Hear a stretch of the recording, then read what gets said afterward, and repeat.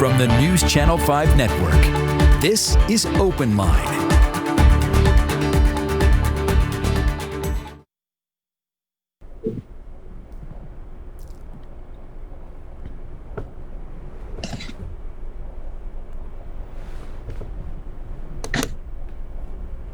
Hello, everyone. Welcome to Open Line. Glad you are with us tonight. We have a lot to discuss. We are talking about a ballot initiative that could roll back the 34% property tax increase that was approved by the Metro Council earlier this year. Now, the mayor and state comptroller addressed the council on this issue last night. Tonight, we are going to be talking with Councilman at Large Bob Mendes, who joins us, as all of our guests do now, via Zoom. Councilman Mendes, thank you very much for being here. Thanks for having me. I appreciate it.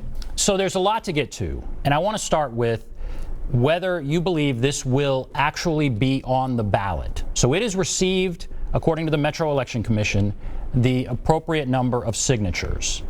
The question is it legal? Is it constitutional? And I know that there's been some analysis by the Metro Council's attorney that says it's not. So the Metro Election Commission will have a meeting on Friday. Do you believe this ballot initiative, they did get a bunch of signatures, a lot of concerned people, should it be on the ballot? Should the Election Commission put it on the ballot? You know, the bottom line is I don't know whether they're going to put it on the ballot or not. I mean, the reality is that it's a Facebook post masquerading as a charter amendment. It's really terribly written from a legal point of view and would make a mess of the charter. So the Election Commission may decide that it can't go on the ballot because it's such a mess. But we have to assume that it is going to go on a ballot and act accordingly to try to start talking about why it's such a bad idea and try to defeat it. And if it did get that many signatures, it's very possible it would have a lot of support. I mean, clearly it got 12,000 some signatures. How concerned are you that it will in fact pass? I mean, it has to be taken seriously. Back when English only posed a pretty big threat to the city about 10 years ago, a very diverse, large coalition of folks got together to beat it, and we're going to have to do the same thing to pull together appropriate opposition to this damaging referendum item. Now, on the other side, there are people that are very upset, concerned about the large property tax increase. And so what do you say to people who say, I don't want my property taxes to go up 34%? The 2% raise that they're talking about in this, that sounds good to me, and I'm going to vote for it. Yeah, I mean, we've talked about this on this show on and off for several years now. Metro fell out of its historic practice of setting a tax rate every few years a long time ago. And 2 years ago, we proposed a 16% rate increase. 1 year ago, we proposed a 17% increase. This year was 34. Every year we delayed, it would end up being higher. And the real sin on Metro is making it a political issue about property tax rates instead of just setting it in the right place. I don't in any way diminish the urgency and the difficulty in paying taxes, but to take this back completely, paralyze city government, and reduce us from the way we have been operating successfully for the last 30 years to never-ending referendums, and that just is not any way to run a city. That is one part of it, the never-ending referendums, and I want to get to that. But I also want to wrap my head around exactly what we're talking about here. Again, the property, this has been passed. It's been passed by the Metro Council, this very large 34% property tax increase that was a crisis budget for the reasons you mentioned. It's been passed. Now, this budget, this ballot initiative would go on the ballot in December. Property tax bills go out in October. So could we mid-year roll back something when the bills have already gone out? How does that work? Well, I mean, that's part of the literal insanity of this, is that nobody has a blueprint about how to change a tax rate dramatically halfway through a fiscal year. There's a million practical problems. One is, what do you do about people that already paid their taxes? Or are you telling people to not pay their taxes until the litigation is over?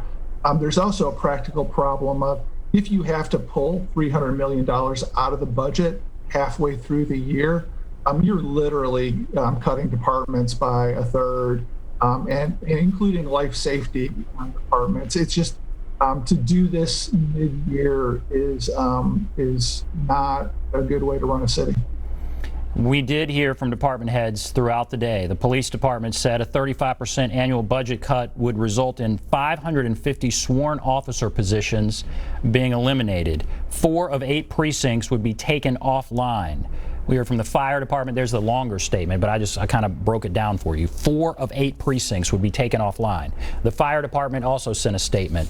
Public Works sent a statement. Now, those who support this ballot initiative, Americans for Prosperity, have said these are scare tactics, that it's not realistic what they're saying, that the metro government has been out of control for a long time and must learn to live within its means. That is what those who support this are saying. What do you say to that? Is it realistic that we would have to close 4 of 8 precincts? When you hear them saying that's a scare tactic, what do you say? Yeah, I think they ought to go back to wherever Americans for Prosperity is headquartered and run that city instead of our city. Yeah, it's realistic. The city passed a budget lawfully under state law and local law. The Comptroller has signed off on it. It's a $2.5 billion budget. You halfway through the year, so half the expenses are done. You already spent half the money. You cut out $300 million bucks. You're by definition getting rid of about a third of the money that you've got left to spend. State law requires us to pay our debt, so we're going to make bond payments. And after you get done with bond payments and half the year's gone, I invite Americans for Prosperity to grab a printer, print a copy of the budget and a red pen, and show us how to cut $300 million without hitting the police department and the fire department. And last night we had the Comptroller addressing the Metro Council. The Comptroller had threatened to take over control of Metro government, essentially, because of our budget problems earlier.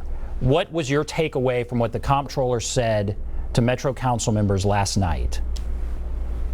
Well, I think that the mayor came out with a press release yesterday that laid out some of the impacts that you described, and I think the Comptroller was there yesterday to reinforce the idea that one way or the other we're going to have a balanced budget, and if the voters of Davidson County vote to take better than 10% of the budget away mid-year, we'll have to do what we have to do. And if we're unable to have the political will to cut what needs to be cut at that point, that he would vote for us. And I guess that's what I struggle to wrap my head around, that you could do this midway through a fiscal year. And is that just because of the way this is written? Is there not some way that it could be, let's roll it back, but it has to go for 1 year? I mean, it's amazing to me that it could be done midway through a fiscal year. And is that just the way it has to be done because of the way our charter is written? Is that a flaw with our charter, that this could come up midway through? I mean, it's really bad drafting by the people who drafted it. I would argue that they intentionally sought to create a mess. But either way, I think this topic that you're talking about is one that will be the subject of a lawsuit, one way or the other, if it gets on a ballot or if it passes. Because there are, I know the city takes the position that the state constitution requires the governing body, the council, to set the tax rate, and therefore this language is unconstitutional. Obviously, the people at Americans for Prosperity would see it differently, and it's destined to be litigated one way or the other. And some judge is going to answer the question you just posed. And when does that litigation start? Does it start with whether or not it should be on the ballot, or does it start after it is passed? If voters approve it, is that when it starts? Or do you think Metro would go to court to keep it off the ballot? Yeah, I'm not privy to the conversations inside Metro Legal and with the mayor about what they're going to do. There are three possibilities for the way the litigation plays out. One is the Election Commission doesn't put it on a ballot, in which case I assume Americans for Prosperity will sue. If the Election Commission does put it on a ballot, maybe Metro will sue before the election. I don't know. Or the other possibility is if it passes, there would definitely be litigation afterwards to challenge the constitutionality of some of the provisions. Of those three options, I think there's really smart people thinking about how that should go, and I don't know which one of those options it's going to be. Now we're going to open up the phone lines. I want to play a soundbite from Mark Cunningham. He's with the Beacon Center. This was in our 6 o'clock story on this issue, and obviously he feels that this is needed. So this is 20 seconds long, but I want to just get the other side on here and then have you respond. Bailing out this awful government spending we can't just keep bailing out this awful government spending with tax increases every time they do it. And the biggest issue with this tax increase in the first place was it's a Band-Aid. It doesn't actually fix any of the underlying problems of the city. Okay, so that gives you a sense. Can't keep bailing out, and this is a Band-Aid. It doesn't even fix the problem. What do you say? First of all, I guess he doesn't live in the county or the city. He lives up in Hendersonville. Don't really appreciate him sticking his nose in Nashville's business. That's point one. Secondly, to the substance of it, it's just objectively false. Nashville has the lowest overall tax burden of any peer city, according to the Chamber of Commerce and the Greater Nashville Realtors. Both fairly right-leaning organizations have commissioned a study that showed that we've got the overall lowest tax burden compared to peer cities. We've got the lowest real estate taxes for any big city in the state of Tennessee, and we've got property tax rate that's lower than the average for the last 25, 30 years. Objectively, it's false that the taxes are high historically or compared to peers. Now, again, we have fallen asleep at the wheel by keeping the rate artificially low over the last number of years. In a lot of ways, we've accelerated gentrification by being a hyper low tax environment. And it's time, people know in their hearts that you get what you pay for. And when you see the schools teaching kids out of trailers rather than classrooms, that's one of the fallouts of us being at a historically low tax rate for the city and for compared to peer cities. So we're talking right now about rolling back the property tax increase, the 34% property tax increase that was passed this year. But there are other parts of this that would require a vote by voters, by citizens, if the council wants to have a property tax increase of above 2%. And I hope I'm saying that right. But explain, I guess, talk about that and what are your concerns with that? Because again, there are going to be some people who say, that sounds good to me. Well, there's, in addition to the property tax rate component, there are multiple other components of the petition that are all damaging. One provision says that if you were going to have a lease for more than 20 years of public property, you'd have to have a referendum. That would mean that both Ford Ice Centers in Bellevue and Antioch would have required referendum. It would have meant that there's telecommunication tower leases that are more than 20 years. We'd have to have a referendum for a telecommunication tower lease. Crazy stuff. It also would require a referendum for every bond issuance over $15 million. It excludes classroom, which is nice, but it doesn't exclude water department. So if we want to have a water project worth more than $15 million, we'd have to have a referendum. I counted an incomplete list, and since the turn of the century, we would have had over 25 referendum items easily if this had been in place. It's all these different components are, I assume, pet projects for Americans for Prosperity, but all it does is tend to bog down the city from any meaningful governance, any meaningful progress.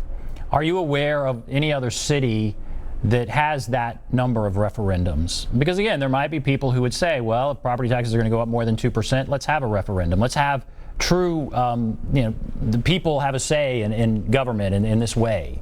Are you aware of other cities that govern in this way? I mean, there's small towns in New Hampshire that, when they have presidential races, they all get together to have a caucus. I mean, that's about it. I've never heard of somebody having a referendum on a 20-year lease or a $15 million bond issuance, not when it's a $2.5 billion a year budget. There's no precedent for this. Now, there is precedent mostly in California, ironically, where educational spending through bond issuance requires referendums more often. And there's some academic work that's out there that I think Finance Department is working on that shows that when you increase the number of referendums, the quality of your schools goes down because, as you pointed out before, any given day you have a vote, hey, would you like your taxes raised? The answer is no every time. And so the effect of making this happen by referendum can be predicted to decrease the quality of schools over time. And so let's say this gets on the ballot. The mayor has said, this must not pass. We're hearing all of this from department heads and that kind of thing. But there's going to be a major push from Americans for Prosperity and from other groups that just don't want to have this kind of property tax increase. Let's say they have a lot of commercials. Let's say they're pushing it hard. Is there some group that would fight against it, in your opinion? How does that battle go? Yeah, I mean, not today, but I believe soon there will be an organized. There will have to be an organized campaign against this, and I believe that will come together soon. And I'm going to start taking calls here in a moment, but what is the bottom line for you on this? The bottom line is that I know that 12,000 Davidson County voters signed this, but somebody paid for the big mailing they did. Somebody paid for the infrastructure behind it. It's the other side is bragging about it being Americans for Prosperity. I don't think most Nashvillians would agree that Americans for Prosperity have their best interest at heart, and bogging down the metropolitan government with near constant referendum items is not good for the city in any way, shape, or form. So that kind of sets the table for our discussion. We will now take a break and open up the phone line. So if you want to call in, there's the number right there, 615-737-PLUS, 615-737-7587. Take a break. We'll be back right after this.